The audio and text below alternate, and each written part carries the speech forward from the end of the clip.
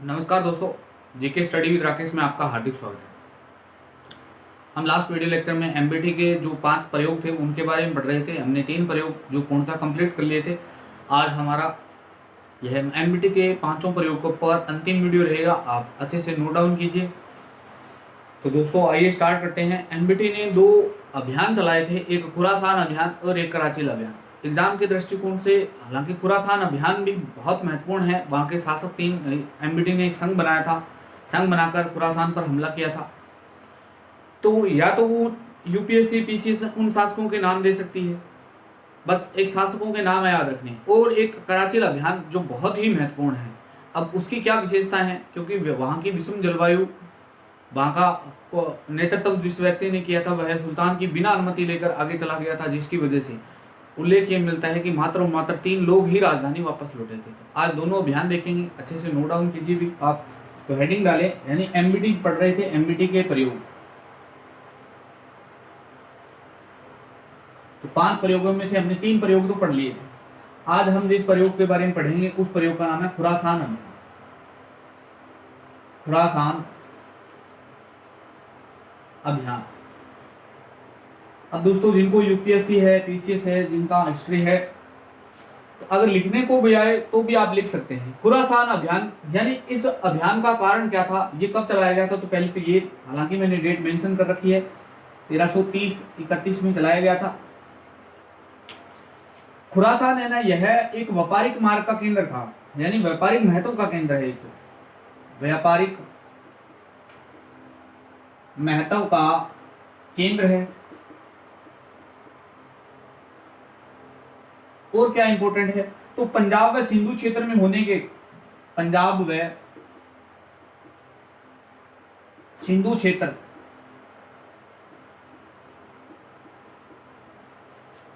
में होने वाले मंगोल आक्रमण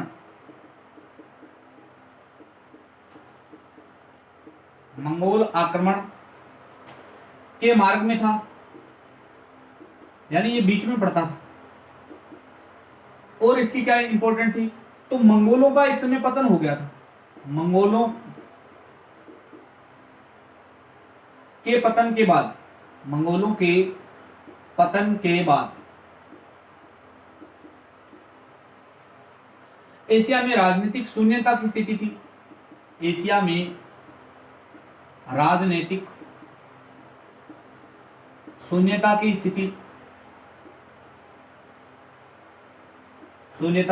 स्थिति, यानी अब मंगोलों का पतन हो गया है और एमबीटी ये चाहता है कि एशिया में मेरा प्रभुत्व बढ़े, इसलिए इसने खुरासान पर अभियान किया था।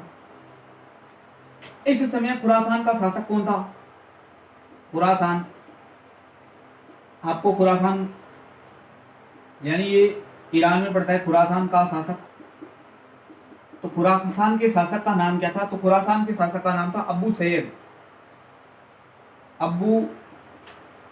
सैयद के विरुद्ध ये अभियान किया गया था। बस ये इंपॉर्टेंट है, सीधा डायरेक्ट सिंगल लाइन में प्रश्न पूछा जा सकता है। जिनको पीटी में जो प्रश्न पूछे जाते हैं वो इस प्रकार के पूछे जाते हैं। खुरासान अभियान में, यानी एमबीटी के समय खुरासान का शासक कौन था, तो कौन था, अबू सैयद। अब आपको यानी यूपीएससी में लिखना है को आए कि खुरासान अभियान के क्या कारण थे, तो ये कारणों में से आप मेंशन कर सकते हैं। व्यापारिक महत्व का केंद्र था, पंजाब व सिंधु नदी के मध्य का क्षेत्र था, वहां पर मंगोलों के आक्रमण हो रहे थे, वहां उस मार्ग में था। मंगोलों के पतन के बाद में एशिया में राजनीतिक शून्यता आ गई थी, इसलिए एमबीटी ये चाहता था कि उसका प्रभाव बढ़े, उसकी वर्चस्व बढ़े। इस समय खुरासान का यानी ईरान का शासक कौन था, तो अबू सैयद था। अबू सैयद के विरुद्ध यह अभियान चलाया जाता है। अब एमबीटी क्या करता है, तो एमबीटी ने यहां पर 3 राजाओं के साथ मिलकर एक संघ बनाया था। एमबीटी ने क्या किया, यानी मोहम्मद बिन तुगलक ने, एमबीटी ने एक त्रिसंघ का रचना की, त्रिसंघ का निर्माण किया।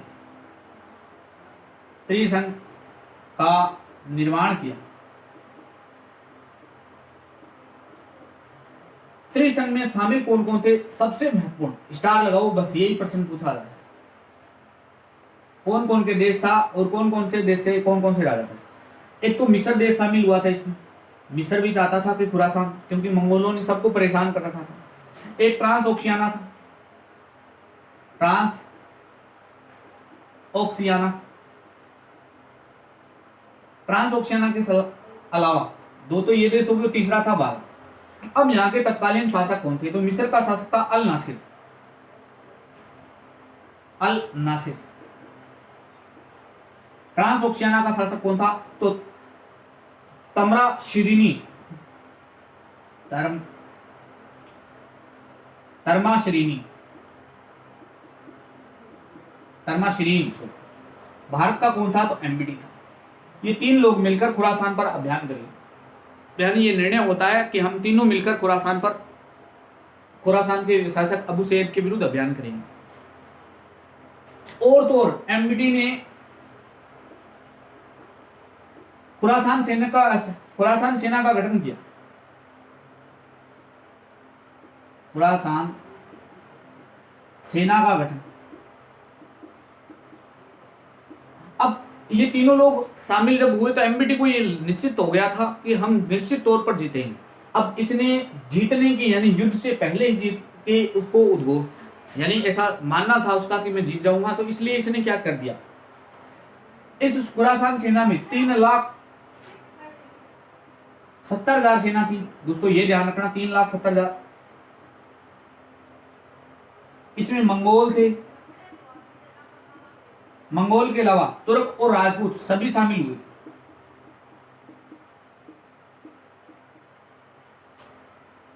सेना को अग्रिम 1 साल का वेतन दे दिया इसने, सेना को अग्रिम 1 साल का वेतन। ये बहुत बड़ी भूल होगी,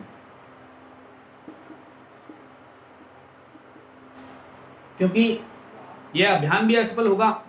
अब जैसे ही अभियान असफल होगा तो ये 1 साल का वेतन इसके ऊपर आ पड़ेगा, आर्थिक स्थिति कमजोर हो जाएगी।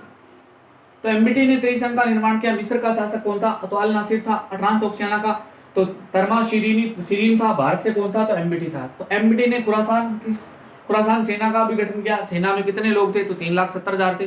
और तो आपसे ये पूछे कि सेना को 1 साल का अग्रिम वेतन भी दे दिया गया था, इसने एमबीटी ने अग्रिम वेतन दे दिया। अब असफलता के कारण, यानी यह योजना असफल हुई, तो असफलता के कारण क्या रहे थे,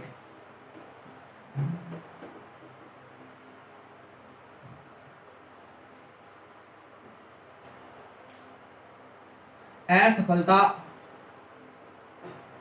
के कारण क्या कारण थे कि यह योजना असफल हो जाती है।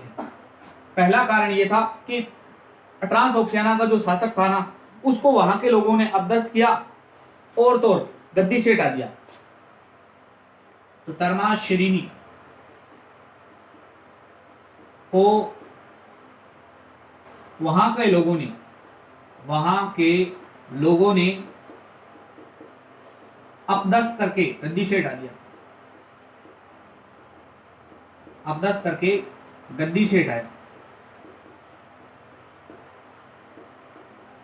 अब देखो, एक मित्र यानी ट्रांस ओक्सियाना का जो शासक था वह गद्दी से हट गया, तो ट्रांस ओक्सियाना यानी इस संघ से बाहर हो गया। मिस्र व ईरान के संबंध अच्छे हो गए, मिस्र व ईरान के संबंध अच्छे हो गए।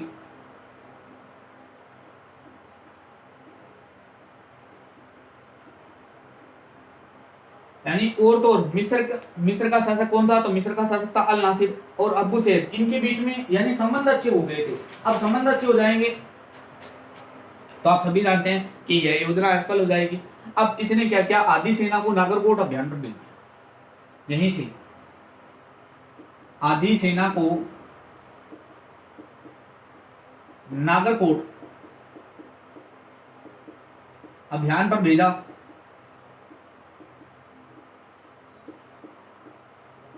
नागरकोट, हम जब इसके साम्राज्य विस्तार पढ़ेंगे तब नागरकोट अभियान भी पढ़ेंगे। और आदि को क्या किया, इसने कराची को भेज दिया, कराची अभियान में भेजा।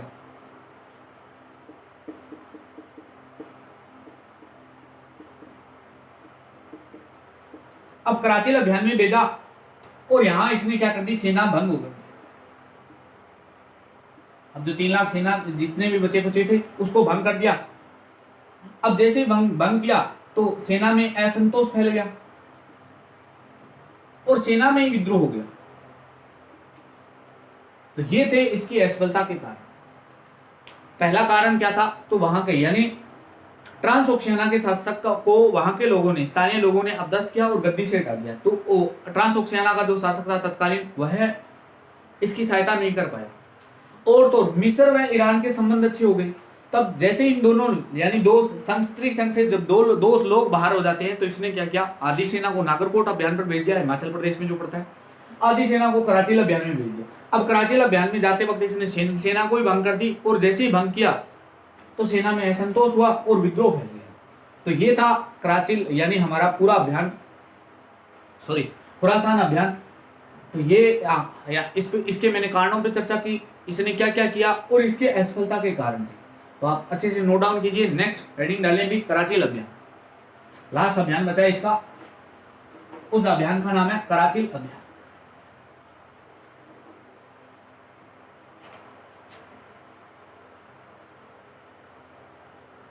कराची अभियान, कराची अभियान को ही किताबें लिखती है कराजल अभियान, यानी कभी आ जाए कराजल अभियान, तो ये कराजल अभियान भी कराची को कहा जाता है। ये कब हुआ, तो ये भी 1330-31 में हुआ था, यानी उसी समय मैंने बताया था अभी। अब ये कराची लेना, ये जगह पड़ती कहाँ है, तो ये ध्यान रखना, हिमाचल प्रदेश, यानी हिमाचल प्रदेश में जो कुमायूं हिमालय है, हिमाचल प्रदेश के सीमावर्ती पहाड़ी क्षेत्र के सीमावर्ती पहाड़ी क्षेत्र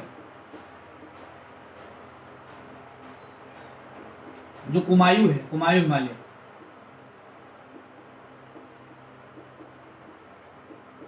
पहाड़ी क्षेत्र जो चीन से सटा है, जो चीन से लगा है, यानी वर्तमान में स्थिति चीन से लगा है, यहां अभियान होता है।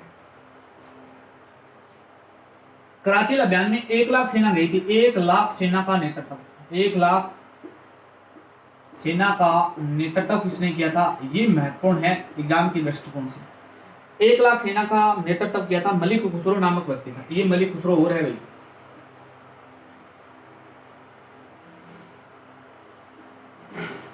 एक तो अलाउद्दीन खिलजी के समय था, एक ये है, मलिक खुसरो ने किया था। अब मलिक खुसरो क्या करता है, तो मलिक खुसरो ने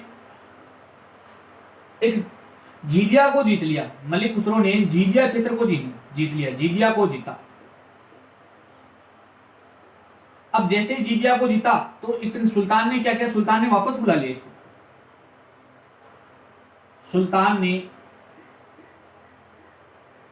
वापस बुलाया।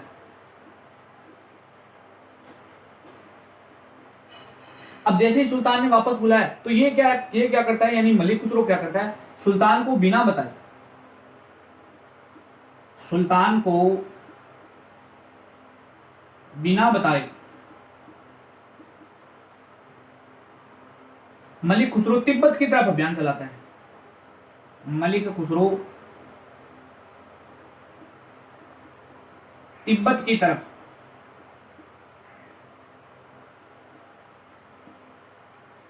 अभियान चलाता है।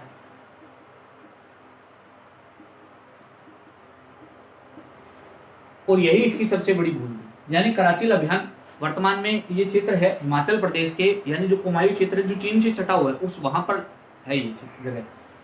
1 लाख की सेना का नेतृत्व किसने किया था, तो 1 लाख सेना का नेतृत्व किया था मलिक खुसरो ने। ये मलिक खुसरो अलग है, अब वो अलाउद्दीन खिलजी वो एक कवि था, ये सेना नायक। मलिक खुसरो ने जीदिया क्षेत्र को तो जीता, लेकिन जैसे ही जीदिया को जीता तो सुल्तान ने सेना को वापस बुला लिया। लेकिन ये सुल्तान की बिना अनुमति ली, यानी सुल्तान को बिना बताए ही ये तिब्बत की तरफ चला जाता है और इसका खामियाजा इसे भुगतना पड़ता है। और खामियाजा कैसे भुगतना पड़ा तो वो देखते हैं हम। यानी मलिक खुसरो कहां चला गया, नेतृत्व कौन कर रहा था, मलिक खुसरो।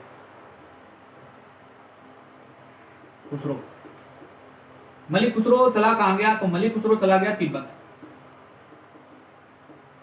अब उल्लेख ये मिलता है कि तिब्बत, आप सभी जानते हैं कि तिब्बत की जलवायु और भारत की जलवायु में रात दिन का अंतर, यानी भारत तो लगभग 23.5 डिग्री के आसपास इर्द गिर्द रहता है, लेकिन तिब्बत 23.5 डिग्री कर्क रेखा से ऊपर पड़ता है तो वहां ठंड बहुत ज्यादा पड़ती है। यानी आप सभी जानते हैं दिल्ली है, दिल्ली 23.5 डिग्री के आसपास वाला क्षेत्र है, यानी उष्ण कटिबंधीय क्षेत्र से थोड़ा सा, यानी उष्ण कटिबंधीय क्षेत्र में आ जाते हैं, तो हमारे यहाँ ठीक ठाक गर्मी पड़ जाती है। लेकिन तिब्बत है वो 23.5 डिग्री से ऊपर पड़ जाता है, तो जैसे 23.5 डिग्री से यानी उपोषण कटिबंध में पड़ने की वजह से वहां की जलवायु विषम थी। अब विषम जलवायु से इनका सामना होना होगा, इन्होंने ऐसी जलवायु कभी नहीं देखी थी। इस जलवायु का नुकसान क्या होता है, तो तिब्बत की विषम जलवायु परिस्थिति, यानी तिब्बत में पहली प्रॉब्लम क्या थी, विषम जलवायु परिस्थिति हारने के कारण है। कुछ लोग ये कहते हैं कि यहां पर वर्षा बहुत होती है, वर्षा हुई और महामारी फैल गई सेना में, वर्षा हुई और महामारी फैली। अलग अलग लोगों के अलग अलग मत हैं। अब ये कहते हैं कि कुछ कहते हैं कि संकरी पहाड़ियों में तिब्बतियों ने हमला कर दिया। अब ये खुले मैदान, यानी जो एमबीटी की सेना थी वह मैदान में लड़ने का एक्सपीरियंस था, संकरी पहाड़ियों में लड़ने का एक्सपीरियंस नहीं था। तो संकरी पहाड़ियों में तिब्बतियों ने हमला कर दिया, तिब्बतियों ने हमला किया। कुछ लोग ये कहते हैं, यानी ये अलग अलग मत है कि विषम जलवायु के कारण वहां की सेना मर गई थी। कुछ कहते हैं कि वर्षा हुई और महामारी फैल गई, इसकी वजह से सेना मर गई थी। और कुछ कहते हैं कि संकरी पहाड़ियों में तिब्बतियों ने आक्रमण कर दिया था और जो दिल्ली की जो सेना थी, यानी जो मलिक खुसरो के जिस सेना का नेतृत्व कर रहा था, उस सेना को मैदान में लड़ने का एक्सपीरियंस था, संकरी पहाड़ियों में लड़ने का एक्सपीरियंस ही नहीं था। इस वजह से हार हो गई थी, सभी के सभी मारे जाते। उल्लेख ये मिलता है कि केवल 10 लोग जिंदा रहे थे, केवल 10 लोग जिंदा रहे और 3 ही लोग, मात्र 3 लोग, 3 व्यक्ति राजधानी आए थे। तो ये था पूरा कराची लंगर। आपसे सिंगल सवाल बस यही पूछा जा सकता है कि कराची अभियान का नेतृत्व किसने किया था, तो कराची अभियान का नेतृत्व किया था मलिक खुसरो ने। कराची अभियान के दौरान मलिक खुसरो के द्वारा जीते हुए क्षेत्र का नाम क्या था, तो जीदिया था। बाकी सब ये कारण थे। कराची अभियान में हार के कारण विषम जलवायु परिस्थिति भी हो सकता है, वर्षा हुई, महामारी फैली, संकरी पहाड़ियों में हमला और तिब्बतियों ने हमला कर दिया। 1 लाख सेना गई थी, लेकिन मात्र 3 लोग राजधानी आए, 10 लोग जिंदा रहे थे। ये था पूरा कराची अभियान। आज हमारा ये एमबीटी पर जो जितने प्रयोग थे उसने किए थे 5 प्रयोग, उस पर पूर्णतः हमने कंप्लीट पढ़ लिया है।